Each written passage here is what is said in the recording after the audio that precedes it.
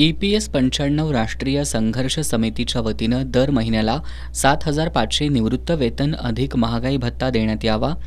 योजनेपासून वंचितांना दर महिन्याला 5,000 रुपये निवृत्ती वेतन द्यावं. कोणताही भेदभाव न करता सर्वांना वाढीव निवृत्ती वेतन द्यावं. निवृत्ती वेतनधारक पती पत्नीला मोफत आणि दर्जेदार आरोग्य सुविधा द्याव्यात. या मागण्यांसाठी देशभरातील 2 लाखांहून अधिक निवृत्ती वेतनधारकांनी दिल्लीतील जंतर मंतर मैदानावर धरणं आंदोलन केलं.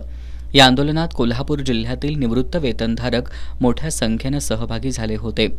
निवृत्त वेतनधारकांचा प्रश्न मार्गी लागत नाही तोपर्यंत हा लढा सुरूच राहील असा इशारा EPS 95 राष्ट्रीय संघर्ष समितीचे राष्ट्रीय अध्यक्ष कमांडर अशोक राऊत यांनी केंद्र सरकारला दिलाय. दरम्यान कोल्हापूरचे खासदार श्रीमंत शाहू महाराज छत्रपती यांनी भेट देऊन निवृत्त वेतनधारकांचे प्रश्न जाणून घेतले. संघर्ष समितीनं केंद्र सरकारकडे केलेल्या मागण्या रास्त असून हा प्रश्न सोडवण्यासाठी आपण प्रयत्न करू अशी ग्वाही खासदार शाहू महाराज छत्रपती यांनी दिली.